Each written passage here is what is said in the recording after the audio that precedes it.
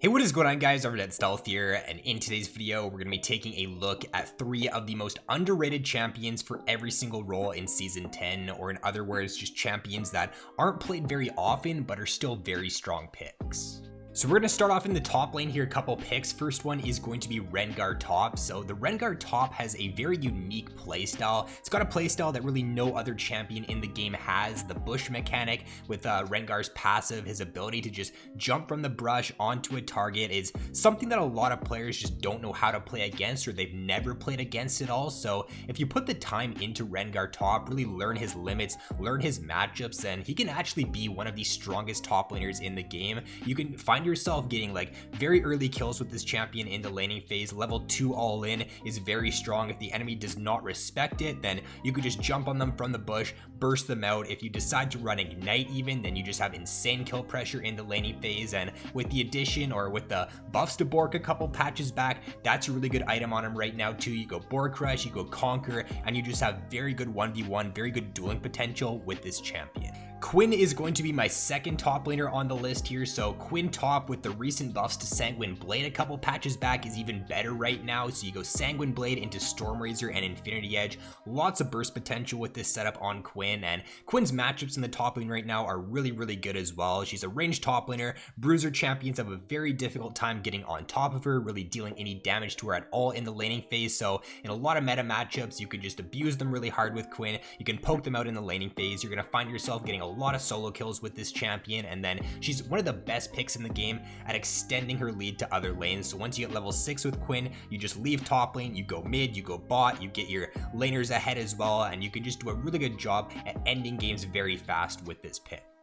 And then Urgot is going to be my third top laner. So this champion did get a couple buffs a few patches ago, and really ever since then I feel like he has been flying under the radar. Every single time I see this champion in solo queue, I feel like it does very well. That's not the only reason I have him on this list. He's got a very low pick rate at the moment, pretty good win rate right now in solo queue, so I definitely think he's worthwhile to pick up. He does pretty well into a lot of the meta bruiser champions right now. He's got a really nice mid game spike once you grab your Black Cleaver and your Death's Dance, which also got buffed a couple patches ago, which makes him stronger. Once you hit that spike, he becomes very difficult to kill. He also still deals a ton of damage, so if you're looking for a very underrated bruiser top laner right now, then I'd definitely pick up Urgot.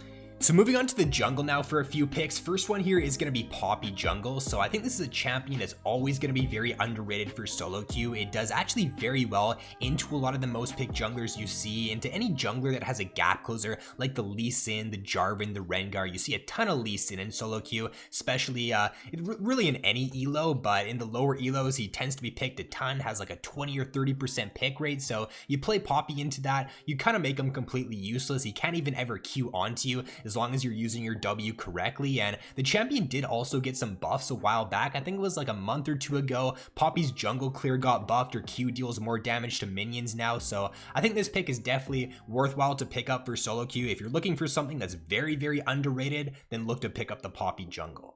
And then for an even more unconventional jungle pick than the Poppy, the Morgana jungle is something that's been doing very well over the past couple patches, really flying under the radar. If you guys remember back a couple months ago, Riot ended up buffing a lot of these non-conventional junglers like the Morg, the Zyra, the Brand, the Talon, the Darius, and so on and so forth. And a lot of those champions didn't really end up panning out in the jungle. Most of them are pretty weak at the moment, but the Morgana jungle is one that's actually been doing very well in solo queue. It's got a pretty decent clear. The buff she got was to her W, to where it deals 50% bonus damage against non-epic monsters. So your W can instantly pretty much clear out the Raptor camp, instantly clear out the Wolves camp. She's got a very good AoE clear with that W, so you just full clear on this Morgana jungle. Your ganks actually aren't all that bad either. When you're ganking with the pick, you kind of want to play it like a Lee Sin, right? You just be very patient with your Q. Don't just use your Q right away. Walk up to the opponent, let them juke themselves out, then use your Q, because if your Q hits with Morgana when you're ganking, it should be a guaranteed kill. The thing lasts for an eternity. So if you want to pick up a really unique jungler, something that's really off the grid that a lot of people just probably haven't seen in solo queue, then Morgana is a great option. And then for my third and final jungle pick, it's going to be the Warwick. So I was actually very surprised this champion isn't being played as much as I thought right now in solo queue. He's got a pretty low pick rate. I do still think he's one of the best junglers you can play though to climb out of the lower elos. He's got a little bit of everything in his kit. He's got a very good clear, very healthy clear. He's got good dragon taking potential. He can be around the map very quickly because of his W. He's got great skirmish potential. So there's honestly a lot to like about this champion. I know he's not like as flashy as a lot of the other jungle picks. He's not something like the Lee Sin or maybe something like the Kha'Zix or the Evelyn, but I still think he definitely gets the job done and he's very worthwhile to pick up at the moment. So over to the mid lane now. If you're looking for a new AD mid laner to add to your champion pool, then the Graves mid is something that can do very well right now into a lot of meta mid lane picks. If you're looking for a good champion to play into something like the Katarina, the Echo, the Kassadin, Graves can do very well in those matchups. Really into any melee matchup, he does thrive pretty well. You look to run the Electrocute on this pick. He does a lot of burst damage with that. Most Graves mid players do like to go for the full lethality, so go Youmuu's into Duskblade. Really good one-shot potential with that build, and you do have the ability to just shove waves very quickly with the pick too. His QW or just Q auto attack does a lot of damage. You can pretty much instantly clear out waves, so you have the ability to get perma prio with this pick. He does have very strong skirmish potential, so if you get into early 2v2s, early 3v3s, you're going to win those a lot of the time with this champion. So really good AD pick, good counter pick that you can play in certain situations.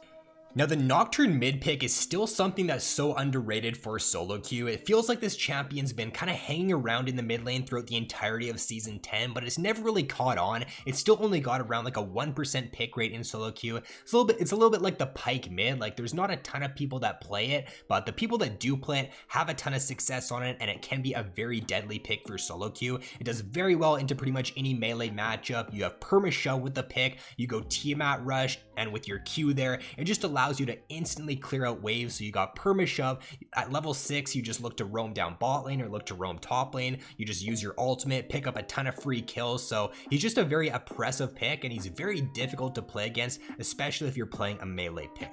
Then for my third mid lane pick, it's going to be Vel'Koz. So this is a champion I played a ton of in season 10. I think he's my second most played right now. I feel like he's a very strong pick if you can pick him in the correct situation. So I use this champion as a counter pick to things like Cassiopeia, Malzahar, Ryze, Zoe, just really anything that you can outrange with Vel'Koz, and anything that isn't an assassin you can do very well into, especially once you hit the level 6 in those matchups. You just look to hit them with a Q and you can just all in them. If they walk up too far, they walk up into your Q range and you just hit that, you all in them, you burst them out. You have really good one-shot potential with your full combo there at level 6, and the later the game goes, as long as the enemy team doesn't have like super hard engage, it's really easy to play Vel'Koz in mid to late game fights. You just use your range advantage. A champion like Cassiopeia can't even move up to get in range to deal damage to you. If she does, you just Q ult her, she dies instantly, and you can do a really good job at just solo carrying in the mid to late game with this pick.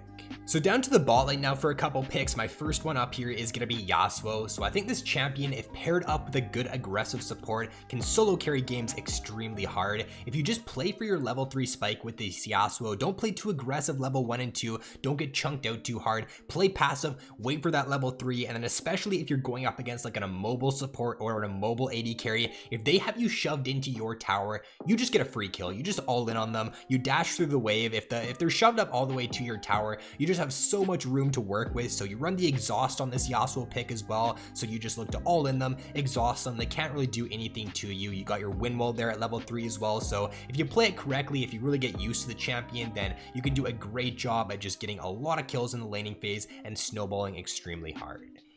Now for the Twitch pick, it is a champion that's been considered pretty weak throughout most of season 10. You haven't really seen a ton of Twitch in the meta at all, but I think the way the support meta has been shifting recently is really good for the champion, and I do think he's actually worthwhile to pick up right now. Suddenly Lulu has like a 15% pick rate in solo queue. She's actually the second most picked support right now, right behind Thresh, and if you pair Twitch up with Lulu, it's really good for him. You do have a really strong mid to late game with that combination. You also have Yuumi being played a lot again right now. now. You got things like Nami, Soraka. We're in a lot less of, I guess, a super aggro, aggressive bot lane meta right now. You're seeing a lot less of the Leona and the Nautilus, at least compared to a couple months ago. So I do think the way the support meta is right now does make Twitch much better. And then lastly here, for a non-conventional pick down in the bot lane for an AP carry, the Cassiopeia right now does extremely well. If you play this champion into any conventional AD carry pick, and if you can pair her up with an aggressive support, then you can just destroy the laning phase. There's no AD carry in the game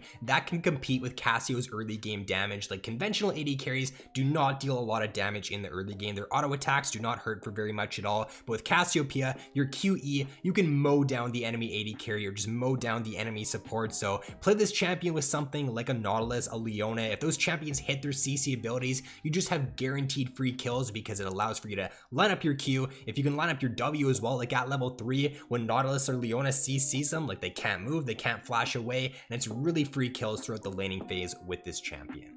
And then to round out the video here, for a couple support picks, something that's actually been catching a little bit of fire over in the Korean solo queue meta right now is the Pantheon support. It actually does have a decent pick rate right now. Obviously, it's still pretty low. I think it's only around 2%, but it's still being played a solid amount right now over in Korea. It's got a very good win rate too, and it's just a champion that is very easy to execute. Really nice level 2 all in with the pick. Even level 1, you do have some really good trading potential if you take your W there. At level 3, you can negate a lot of damage with your E, and your trading potential is insanely good because what you look to do, you W onto the opponent, you Q them, then you use your E to disengage, and you just get a really good chunk off on the opponent, and you take no damage yourself as Pantheon because of your E. You can also really abuse the Umbral Glaive Rush. That item is just so busted right now. It's just super good on really like any AD champion or any lethality champion that can look to go for it. So really good rush item there on the Pantheon support. It's got great roaming potential as well for support, like with his ultimate there. If you go Moby Boots, you can just help out other lanes really well too. So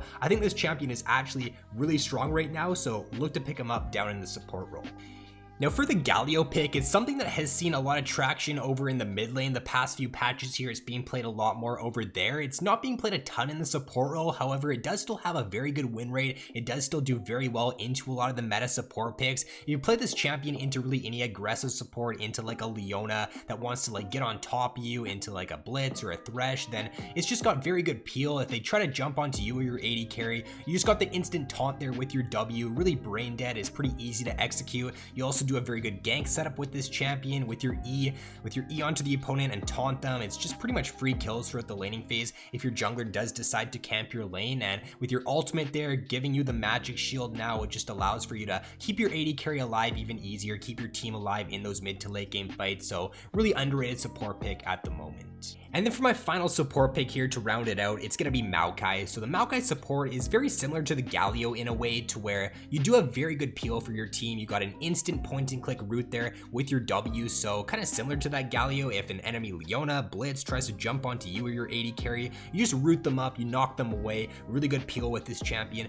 Great engage potential as well. Your flash route onto the opponent should be a guaranteed kill if your jungler's ganking, if you can just really pay attention to when your jungler's coming in. Flash route, knock them back with your Q, instant kill there with Maokai, and especially when you hit the level 6 with your ultimate there, the amount of chain CC you have is absolutely insane. So you pair this guy up with really any like aggressive AD carry or any AD carry who can look to follow up on your engage, and you should find yourself having a really good time getting a lot of kills with this pick throughout the laning phase. Alright, so that is going to be all for the video, guys. Those are, in my opinion, 3 of the most underrated champions for every single role in the game for Season 10. So if you guys did enjoy this video, then be sure to leave a like and subscribe if you have yet to already. So thanks for watching, have an awesome day, and I will see you in my next video.